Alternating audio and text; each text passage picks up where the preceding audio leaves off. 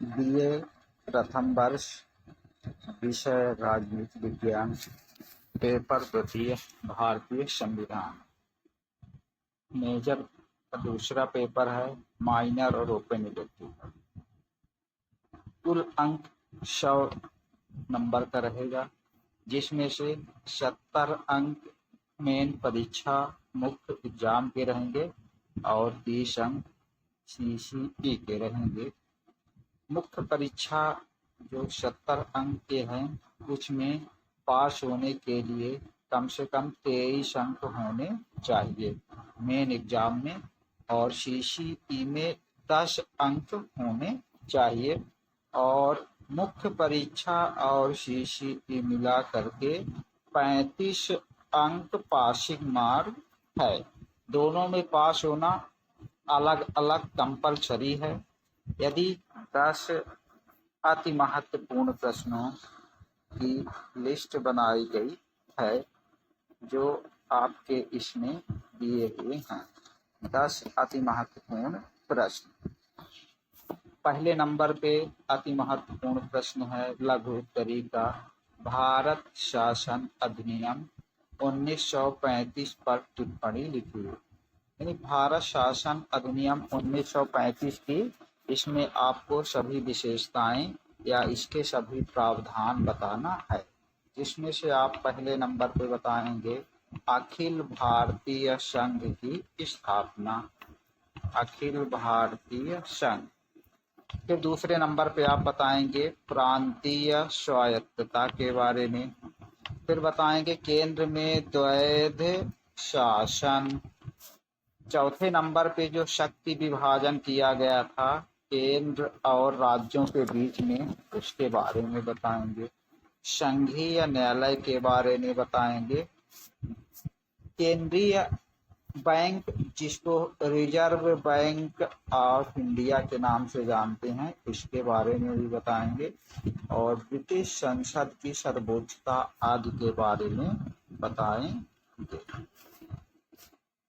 अब अगला अति महत्वपूर्ण प्रश्न है, भारतीय संविधान उधार का थैला है, संक्षेप में बताइए। इसमें आप भारतीय संविधान में जो देशी और विदेशी स्रोत हैं उन सभी के बारे में बताएंगे। जैसे ब्रिटेन के बारे में बताएंगे, ब्रिटिश संविधान के बारे में। ब्रिटिश संविधान से हमने संसदीय शासन व्यवस्था ली है, इकहरी नागरिकता ली है, संसद की सर्वोच्चता ली है, संसद की सर्वोच्चता, संविधान, विधि या कानून निर्माण की प्रक्रिया आदि के बारे में बताएंगे। फिर अगली बारी आएगी अमेरिका के संविधान से, जिसमें आप बताएंगे मौलिक अधिकार, सर्वोच्च न्यायालय, उपराष्ट्रपति का पद। इसी तरह आयरलैंड के संविधान से हमने नीति निर्देशक तत्व, राज्यसभा में कला, साहित्य, विज्ञान एवं समाज सेवा आदि के क्षेत्र में प्रसिद्ध 12 व्यक्तियों के मनोनयन आदि के बारे में बताएंगे। तीसरा महत्वपूर्ण प्रश्न है मौलिक अधिकारों एवं राज्य के नीति निर्देशक तत्वों में अंतर बताना है। तो इसमें हम बताएंगे जैसे मौलिक अधिकार हैं और नीति निर्देशक तत्व हैं। तो सबसे पहले मौलिक अधिकार को बताएंगे, भारतीय संविधान के भाग 3 में बताया गया है। नीति निर्देशक तत्व के बारे में भाग 4 में है। अनुच्छेद की बारी आती है तो 12 से 35 तक मौलिक अधिकारों का जिक्र है और नीति निर्देशक तत्व का 36 से 51 तक वर्णन किया गया है। यदि मौलिक अधिकारों का प्रावधान देखें तो अमेरिका से लिया गया है, वहीं नीति निर्देशक तत्व का प्रावधान देखेंगे तो आयरलैंड के संविधान से लिया गया है। इसके बाद अगला है जो मौलिक अधिकार हैं नागरिकों के लिए हैं और नीति निर्देशक तत्व राज्यों के लिए हैं। मौलिक अधिकारों का उल्लंघन होने पर हाई कोर्ट और सुप्रीम कोर्ट में जाया जा सकता है, अर्थात न्यायालय में वाद योग्य है, न्यायालय में मुकदमा चलाया जाएगा। जबकि नीति निर्देशक तत्व लागू न होने की स्थिति में न्यायालय में वाद योग्य नहीं है, यानी न्यायालय की शरण नहीं ली जा सकती है। मौलिक अधिकारों को आपातकाल के समय निलंबित किया जा सकता है, जबकि नीति निर्देशक तत्व को किसी भी स्थिति में निलंबन नहीं किया जा सकता है। मौलिक अधिकारों के पीछे देखेंगे कानूनी शक्ति है, जबकि नीति निर्देशक तत्वों के पीछे राजनीतिक शक्ति है। मौलिक अधिकार राजनीतिक उद्देश्यों की पूर्ति करते हैं, वहीं नीति निर्देशक तत्व सामाजिक आर्थिक लोकतंत्र की स्थापना करते हैं, साथ ही लोक कल्याणकारी राज्य की स्थापना करते हैं। अब अगला महत्वपूर्ण प्रश्न है चौथे नंबर पे, लोकसभा की विधायी एवं वित्तीय शक्तियों के बारे में बताइए।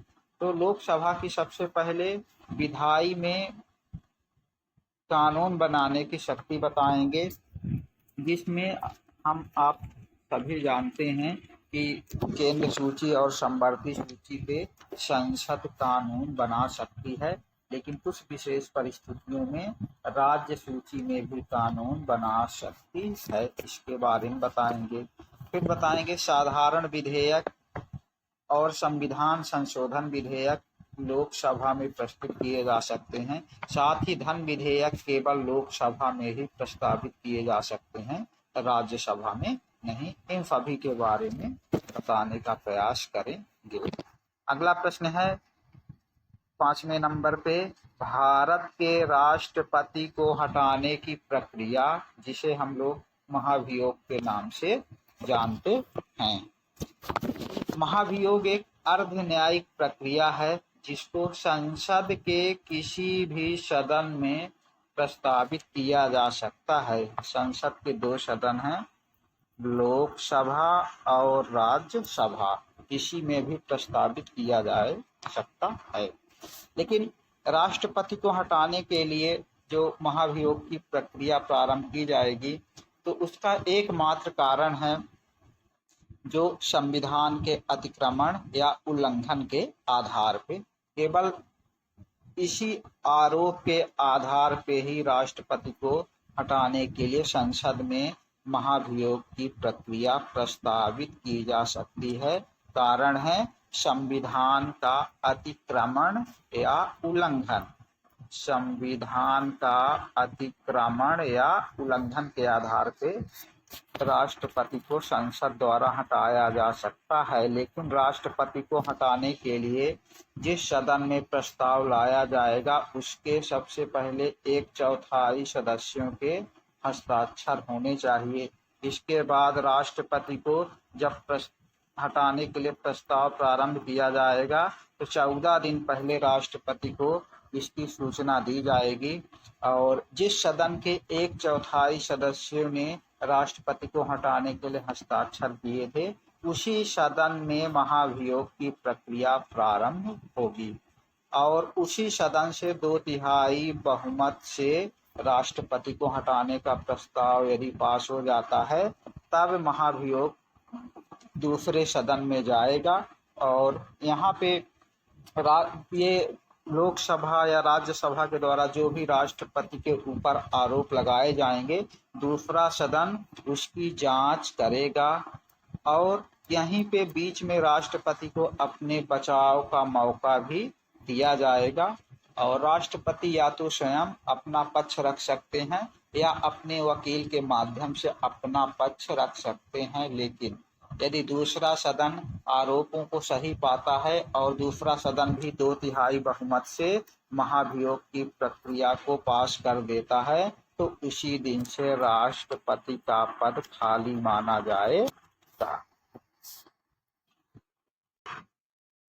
अगला महत्वपूर्ण प्रश्न है 6वें नंबर पे, राष्ट्रपति की संकटकालीन शक्तियां, यानी राष्ट्रपति को आपातकाल से संबंधित कौन कौन सी शक्तियां प्राप्त हैं।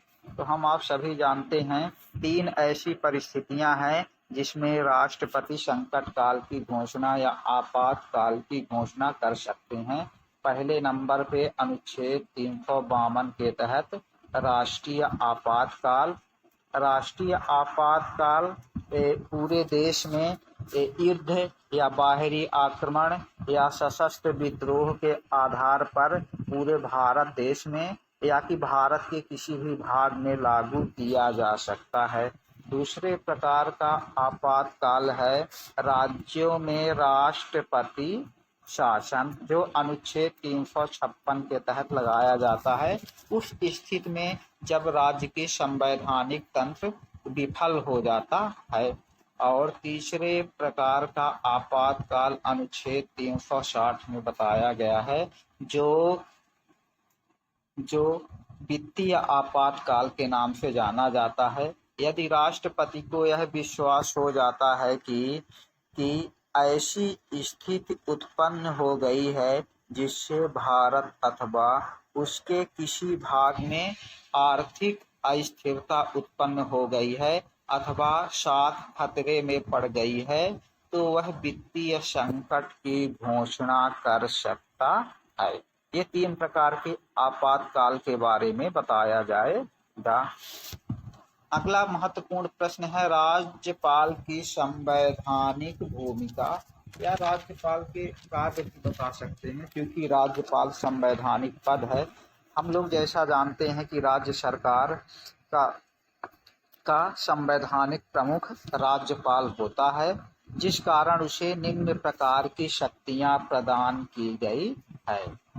पहले नंबर पे कार्यपालिका संबंधी शक्ति के बारे में बताएंगे और जानते हैं कि राज्य की समस्त कार्यपालिका का संवैधानिक प्रमुख राज्यपाल होता है, जिसके नाते वह राज्य के समस्त अधिकारियों की नियुक्ति करते हैं, जैसे सीएम है, मुख्यमंत्री हो गए, राज्य के समस्त मंत्री हो गए, और राज्य में और जो भी बड़े पद हैं उन सब की नियुक्ति कार्यपालिका शक्ति के तहत राज्यपाल करते हैं। दूसरी शक्ति है, दूसरे नंबर पे है व्यवस्थापिका संबंधी शक्ति के तहत राज्यपाल विधानमंडल का यानी विधानसभा का सत्र बुलाते हैं और सत्र बुलाने के बाद विधानसभा को भंग कर सकते हैं। विधानसभा और विधान परिषद में सदस्यों का मनोनयन कर सकते हैं, और जब दोनों सदन जब सत्र में नहीं होते हैं तब अध्यादेश जारी करने की भी शक्ति राज्यपाल के पास होती है। तीसरी शक्ति है वित्तीय संबंधी शक्ति। हम लोग जानते हैं कि राज्यपाल की अनुमति से ही विधानसभा में धन विधेयक और बजट आदि प्रस्तुत किया जा सकता है। चौथे नंबर पे है न्यायिक शक्ति।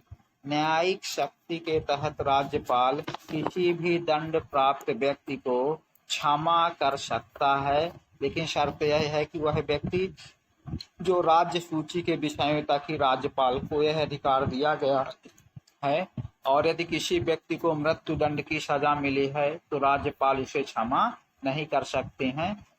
मृत्यु दंड प्राप्त व्यक्ति को केवल और केवल राष्ट्रपति ही क्षमा दान कर सकते हैं। और जिला न्यायाधीशों आदि की नियुक्ति न्यायिक शक्ति के तहत राज्यपाल करते हैं।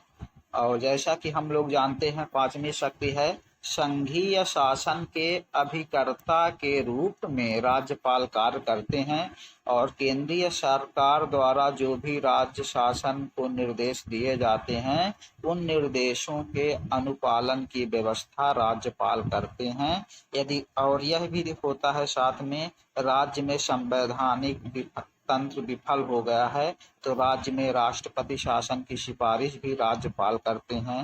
राज्य के विधेयकों को राष्ट्रपति की स्वीकृति के लिए सुरक्षित रख सकते हैं, जब ऐसे राज्य के ऐसे विधेयक जो केंद्र सूची के विषयों पे में अतिक्रमण करते हैं या उच्च न्यायालय की शक्तियों को कम करने वाले होते हैं, ऐसी स्थिति में।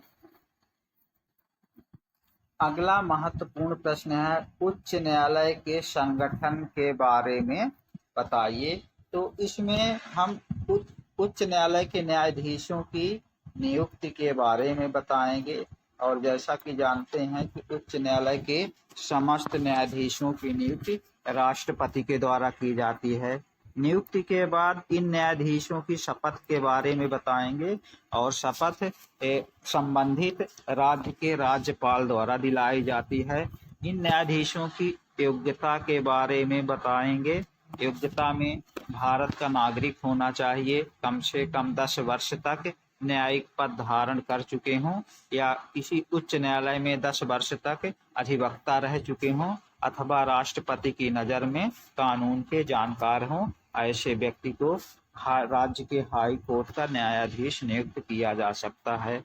संगठन में अगला है वेतन और भत्ते के बारे में बताया जाएगा कि मुख्य राज्य के उच्च न्यायालय के मुख्य न्यायाधीश को 2.5 लाख रुपए पर मंथ सैलरी प्रदान की जाती है, वेतन प्रदान किया जाता है। और जबकि अन्य न्यायाधीशों को 2,25,000 वेतन मिलता है और सभी सुविधाएं सभी न्यायाधीशों को बाकी दी जाती हैं। अगला है कार्यकाल के बारे में बताएंगे। जैसा कि जानते हैं उच्च न्यायालय के न्यायाधीशों का कार्यकाल 62 वर्ष की उम्र तक रहता है, लेकिन ये चाहें तो 62 वर्ष के पहले भी राष्ट्रपति महोदय को अपना त्यागपत्र सौंप सकते हैं और या कि संसद द्वारा इन्हें महाभियोग की प्रक्रिया से हटाया जा सकता है। कारण एक ही हो सकता है, साबित कदाचार या असमर्थता के आधार पर। साबित कदाचार अर्थात जब इनका आचरण सही नहीं होगा, असमर्थता यानी कार्य करने में जब असमर्थ हो जाएंगे ऐसी स्थिति में। अगला महत्वपूर्ण प्रश्न है 9वें नंबर पे, संघीय लोक सेवा आयोग के कार्य। तो पहले नंबर पे इसका कार्य बताएंगे कि महत्वपूर्ण अधिकारियों की नियुक्ति के लिए प्रतियोगी परीक्षाओं का संचालन करते हैं। प्रतियोगी परीक्षाओं का संचालन। अगला है कुछ विषयों पर यह सरकार को परामर्श भी देता है।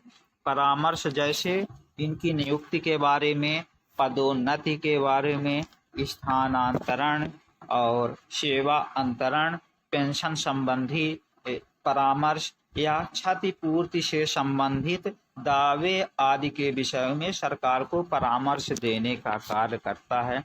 तीसरे नंबर पे राष्ट्रपति महोदय द्वारा जो भी कार्य सौंपे जाएंगे उन सभी कार्यों का संपादन करता है। और चौथे नंबर पे है प्रतिवेदन। प्रतिवर्ष अपने संघ लोक सेवा आयोग प्रतिवर्ष अपने कार्यों की वार्षिक रिपोर्ट राष्ट्रपति महोदय को प्रस्तुत करते हैं और जिसे राष्ट्रपति संसद के दोनों सदनों के समक्ष रखवाते हैं और यदि कोई सिफारिश अस्वीकार की जाती है तो उसका कारण भी बताना पड़ता है। इस प्रकार संघ लोक सेवा आयोग के कार्य बताएं। अगला महत्वपूर्ण प्रश्न है केंद्र और राज्यों के विधायी संबंधों का वर्णन कीजिए। जैसा कि हम लोग जानते हैं केंद्र और राज्यों के बीच में 3 सूचियों में शक्तियों का विभाजन किया गया है। 3 सूचियों में एक शक्ति का बंटवारा किया गया है, जिसमें पहले नंबर पे है संघ सूची, दूसरे नंबर पे है राज्य सूची और तीसरे नंबर पे है समवर्ती सूची और लास्ट में है अवशिष्ट शक्तियां। अवशिष्ट शक्तियां। संघ सूची जानते हैं राष्ट्रीय हित के इसमें विषय रखे गए हैं और इसमें केंद्र सरकार का कानून बनाने का अधिकार है। संघ सूची में वर्तमान में 100 विषय हैं, जैसे सुरक्षा है, बैंकिंग है, युद्ध है, संधि है, बीमा है, रेलवे है, टेलीफोन आदि विषय है। राज्य सूची में स्थानीय हित के विषय रखे गए हैं और इसमें राज्य सरकार कानून बनाती है।